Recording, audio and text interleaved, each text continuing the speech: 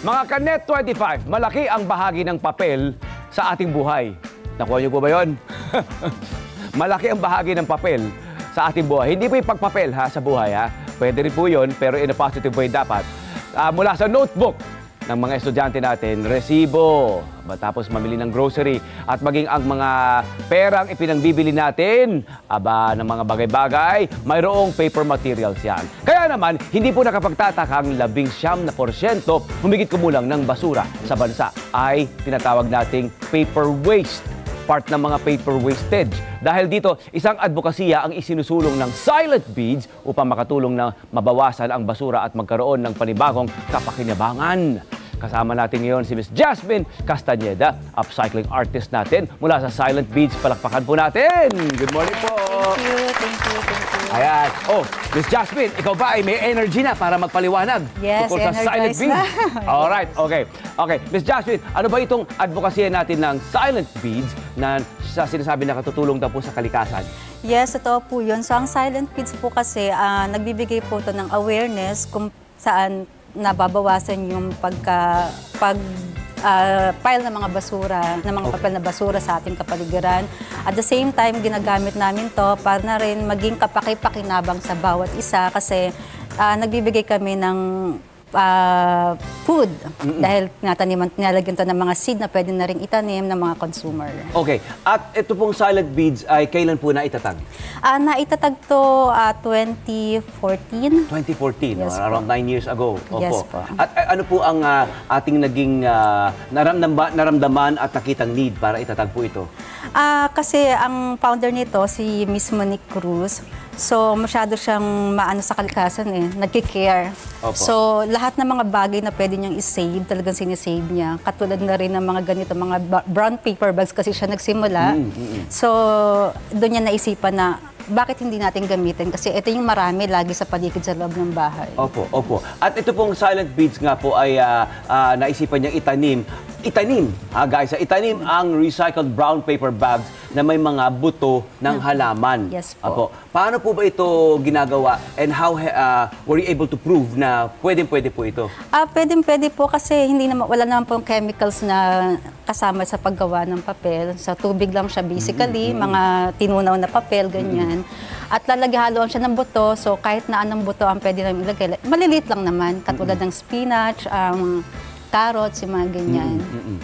Bukod po sa brown paper bags na naglalaman po na humigit kumulang na 20 spinach seeds na maaari nating itanim, kayo rin daw po ay nakaisip na magkaroon ng plantable beads. Beads na maaari yung itanim. Ano pong klaseng beads ang mga ito? Before kasi si Miss Monique ay nasa mga fashion jewelries. So naisip niya na dati kasi maraming basura after gumawa ng beads, gaya ng mga plastics and metal. So ngayon, naisipan niya na i-convert to through sa paggawa ng papel. So like yung mga singsing, hikaw, nagawa sa paper, na nilalagyan na rin ng buto sa loob. Maaari po ba natin ipakita muna? Ayan. So meron tayo nakikita natin yung mga mga brown paper bags na ginagamit natin sa grocery, kung saan-saan pa. Maaari natin ito itago, hindi po ba? Yes po. Pero ang sa inyo po, dito pa sa Silent Beads, what do you have inside those paper bags po? Okay, yung mga ganito. So ito yung product ito na po yung seed paper na ginawa namin. So andito kung makikita ninyo, andyan yung mga seed naka-embed na sila lahat. Nakikita nyo yun, mga kababayan. Ayan po, Naka-embed na siya. Naka-embed na siya. So meron siyang textures sa loob. Ayan po. Baka akalain po natin, part lang po yan ng yung mga fiber ng ating papel. Seeds po ito. At anong klaseng seeds po ito? Sa ganitong klase? So ngayon po, ang nakalagay dito ay spinach seeds. Kasi ito yung pinakamadaling buhayin. So itapon mo lang siya dyan ilibing mo lang sa lupa. Parang after 3 days, mag-sprout na siya. Kasi po, ito po ay biodegradable. Yes po. And then, kusa po yung seeds ay i-absorb ng lupa at ito po ay tutubo. Maaari nyo lang pong ilagay lang po doon. Pwede rin nyo rin po ibaon. Ano po? Napakadali na po. Pwede po sa mga bata, kung ano pong pwede po silang pwede matuto na para magtanim. matuto agad sila at an early age. Ito po nakikita po natin, ma'am, itong video po natin sa mga nakikinig sa Radyo Agila. Ano po ba itong ating nakikita sa video na ito? Bale, ito yung proseso ng paggawa ng papel. So, biniblend muna namin siya. Sinishred yung papel, i-blender para matunaw. Ito po yung mga papel natin, yung mga mula po sa mga paper bag na na-accumulate po sa bahay. Ano Yes, po, tinatago po ng mga nanay at mga lola natin sa drawer. Ano po? And then, nilagay po natin, shredded po ito, pinunit-punit, nilagay po Yes sa blender or osterizer, and then nilagyan po ng tubig. Mainit na tubig po ba? O regular lang po na tubig? Tap water lang po. Tap water lang po. And then, blender lang po. And then, what happens after nito? So, ihalo natin siya dun sa palanggana na may tubig. Kasi madudurog na yan. Ano po? Yes, halu-haluin lang, lagyan ng seeds. Opo. Gagamit tayo ng mold. Dito po natin ilalagay yung seed. Opo, sa water na may tunaw na ano. Ayun. Tapos po meron tayong parang sifter o yung screen natin, yung strainer po natin. Opo. Yun na po. Yes, yun na po Makaka-capture na po siya. yung seeds noon. Yan na po mismo yung paggawa namin. Ano po. And then patutuyuin lang po. Opo. So, ang drying time po kasi niyan tumatagal ng 6 to 7 hours. Oo, lang. Pero depende kasi kapag maulan, medyo matagal. Opo. Okay. Nabalitaan po namin, ayan, papatuyuin lamang po yan. And ito na po yun. Yes. Ako, nabalitaan po natin na kinilala po at napansin ng US government under former President Barack Obama's term po, ang advokasya na ito. Yes po, isang karangalan po ito para na rin po sa Pilipinas kasi naging delegado po ang Pilipinas na makapag-perform, maipakita po yung galing ng mga Pilipino through silent beads at sa maganda pamamaraan hanggang ngayon nag-i-exist po sila. Aba, nakakatuwa. And then marami po ba tayong mga miyembro ng advocasyang ito? Marami naman po. Marami pong mga magagaling na mga Pilipino na nag-aalaga rin po sa kalikasan. So, sama-sama po sila dun sa pag-present ng mga produkto. Iniisip ko ngayon habang nag-uusap po tayo sa Jasmine, maaari itong pangregalo, ano po? Ay, napakarami po. Hindi po idea yung ipangregalo nyo. Akala nila, ano po ito, papel? Ano po ito, karton? Hindi po! Napakalawak po ng, napakalawak po ng market ng, meron tayong cards, kahit na ano. Oo, cards din, ano? Opo. Ano po ba mga paper products natin na maaring itanim? Akala nyo, papel na maaari nating itanim. Hindi ba ang gandang ideya? Opo. So ngayon po kasi may dala akong mga sample dito, kaya lang bookmarks po to kasi. So ito yung mga samples na meron tayo. Yan, sa may iba-iba siya. Very colorful. And then sa likod po, ang maganda makita ay yung likod. Kasi mapapansin nyo, yun yung texture na yan, ano? May mga nakaumbok na. Yun po yung mga seeds natin, di ba? Yung mga beads natin. Yes. Pero seeds po yan. Anong klase mga seeds spinach pa rin to. Spinach po? Opo. Pero pag gusto naman nila magpagawa, pwede naman sila mag-request kung anong suit. Yes. Yes. So, yun pa yung maganda.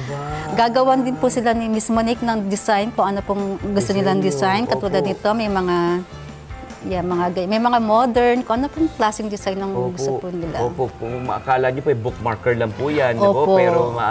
Pero syempre, mayroong benepisyo, biyaya at matatamo. Yes, ano at kagandahan pa, maidagdag ko lang, kasi ang buto na nag-i-stay dito sa papel, ay tumatagal to from 6 months up to year. So, basta ma-store lang po nila to sa dry at saka cool na place, hindi naman po siya agad masisira. Okay. Saan po nanggagaling ang mga papel na kinokolekta po natin? Iba-iba. May mga nagdo-donation po ng mga individuals. Kinokontak na lang, nagbibigay po sila. Pero ngayon po kasi may pinakamalaking donation po kami na galing, nagpapadonate na po ang Mega World, ganyan. Mga malls. Mga malalaking korporasyon. Malalaking korporasyon, yan. Para po sa mga gustong mag-donate, saan po ba nila maaaring dalhin ang kanilang mga paper waste?